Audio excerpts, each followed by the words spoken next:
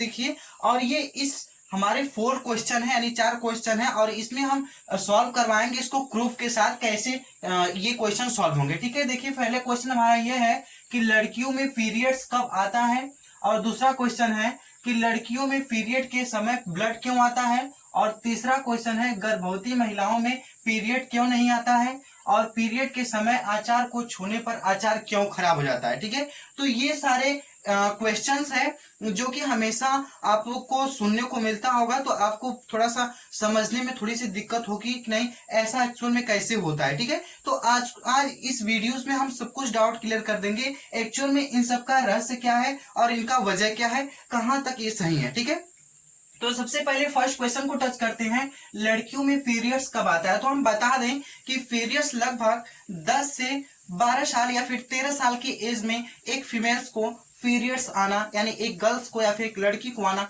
Start हो जाता है। जब किसी गर्ल्स को यानी किसी लड़की को सबसे फर्स्ट बार पीरियड्स आते हैं तो उसे बोलते हैं मीनार्च या फिर हिंदी में बोलते हैं रजो दर्शन। ठीक है, नेक्स्ट है, अगर इसी पीरियड लगातार हम जानते हैं कि जो फीमेल्स में लगभग 10 से 12-13 साल से जो भी स्टार्ट होता है लगभग 40 से 50 साल तक चलता रहता है। ठीक है, तो वो जब 40-50 साल की एज में लगातार जिसमें आता है तो उसे बोलते हैं मेनोपॉज। ठीक है, इसको क्या बोलते हैं, मेनोपॉज, जो लगातार फीमेल्स में हर बार आता है, हर महीने आता है। ठीक है, तो नेक्स्ट क्वेश्चन है दूसरा, लड़कियों में पीरियड के समय ब्लड क्यों आता है। अब इसका रहस्य समझिए, बिल्कुल इस फीमेल रिप्रोडक्टिव सिस्टम की वजह से। ठीक है, आइए देखते हैं, यह फिगर हो जाता है फीमेल रिप्रोडक्टिव सिस्टम। ठीक है, तो हम जानते हैं कि सबसे अपर पार्ट पाया जाता है फंडस, और ये होती है फैलोपियन ट्यूब या फिर अंडवाहिनी नलिका, ये होता है फिम्बरी या फिर झालर हिंदी में बोलते हैं, और ये होता है अंडाशय जो कि बहुत सारे ओवरीज होते हैं, इसमें बहुत सारे ओवम्स यानी अंडाणु होते हैं। ठीक है, एक फीमेल्स के। तो अब क्या होता है कि इसमें ये जो बीच में होता है यूटेरस होता है यानी गर्भाशय होता है, इसकी 3 लेयर पाई जाती हैं, एंडोमेट्रियम, मायोमेट्रियम, पेरीमेट्रियम। ठीक है, 3 लेयर पाई जाती है। ठीक है, और नीचे सर्विक्स होता है, बाद में सबसे मतलब बाहर पाया जाता है योनि। ठीक है, जिसे वेजाइना बोलते हैं। अब देखिए कि ये जो फैलोपियन नलिका का यानी लंबाई होती है फैलोपियन ट्यूब की लगभग 10 से 15 सेंटीमीटर की होती है। ठीक है, इसकी जो फैलोपियन ट्यूब की लंबाई होती है इतनी लेंथ होती है। ठीक है, तो अब क्या होता है कि जब ये फीमेल में मेच्योर हो जाती है यानी जब 10 या 12 साल के एज में पहुंचती हैं, तो अब क्या होता है कि इनके शरीर में जो कि इनके बॉडी में एक हार्मोन रिलीज होता है जिनका नाम है FSH। देखिए यहाँ हार्मोन का नाम लिखे हैं FSH, ये कि इंटीरियर पिट्यूटरी से हार्मोन सिक्रीट होते हैं, और इनका काम क्या होता है, इनका फुल फॉर्म सबसे पहले बता दें कि फॉलिकल स्टिमुलेटिंग हार्मोन इनका नाम होता है। इनका फुल फॉर्म होता है फॉलिकल स्टिमुलेटिंग हार्मोन। ये क्या करते हैं, क्योंकि इनको फॉलिकल्स है, बहुत सारे ओवरीज में ओवम से फॉलिकल्स हैं, तो अब क्या इनका वर्क क्या होता है कि इनको ये मेच्योर करते हैं। क्या करते हैं, मेच्योर करते हैं, और कितने दिन में मेच्योर करते हैं, तो 14 दिन में। ठीक है, 14 दिन में क्या करते हैं, इसको पूरी तरीके से मेच्योर कर देते हैं इस ओवम्स में, ओवरी में ओवम्स को। ठीक है, और ये पीरियड्स जो होता है ये टोटल इनका दिन होता है 28 दिन का होता है। ठीक है, ये 28 दिन के ये पीरियड्स होते हैं।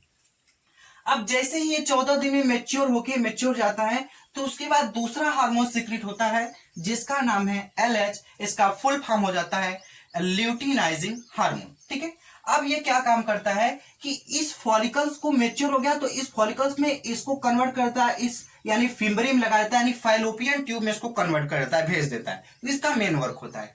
तो अब यह ओम्स आके लगभग यहाँ लगभग 21 दिनों में 21 दिन तक यहाँ पहुंच जाता है, और इसका जीवन काल ओवम्स का होता है 2 दिन तक, यानी जो ओवम्स होता है यह 2 दिन तक यहाँ होता है इंथमस इम्पुलरी जंक्शन। इंथमस इम्पुलरी जंक्शन फिर कंप्लीट फर्टिलाइजेशन होता है, कंप्लीट जनन होता है, अगर यहाँ यहीं पर इनका रिप्रोडक्शन कंप्लीट हो जाता है। ठीक है, तो अगर यहाँ जब ये 2 दिन में मतलब 2 दिन तक यहाँ इंतजार करता है किसका, स्पर्म का यानी शुक्राणु का, अगर ये फीमेल्स किसी मेल से या फिर रिप्रोडक्शन कर लेती है, किसी कंडीशन में स्पर्म मिल जाता है, तो क्या होता है कि यह स्पर्म चलते चलते आके यानी ये स्पर्म इसको फर्टिलाइजेशन कर देता है। फर्टिलाइजेशन करने के बाद जाइगोट का निर्माण होता है, यानी युग्मनज का निर्माण होता है, युग्मनज के बाद एम्ब्रियो यानी भ्रूण का निर्माण होता है, और धीरे ये प्रोजेस्टेरॉन का सिक्रीशन होता है और यह कन्वर्ट हो जाता है इस यूटेरस में, यानी एम्ब्रियो के रूप में धीरे धीरे डेवलप होता है। अब बात करें पीरियड्स में ब्लड क्यों आते हैं, तो पीरियड्स आता क्यों है इसका भी रीजन समझ जाइए कि अगर यह जो ओवम से यहाँ इंतजार कर रहा है किसका, स्पर्म का, अगर ये फीमेल्स किसी से रिप्रोडक्शन नहीं की, इन्हें किसी कंडीशन में स्पर्म नहीं मिल पाया, तो क्या होता है कि यही ओवम्स आके इस तीनों लेयर को तोड़ देता है। जब इस लेयर को तोड़ता है तो जाहिर सी बात है हमारा कोई भी अंग या फिर ऑर्गन्स कटेगा, तो जाहिर सी बात है हमारे बॉडी में पूरा ब्लड है और वह कहीं से भी कुछ होगा तो ब्लड निकलेगा।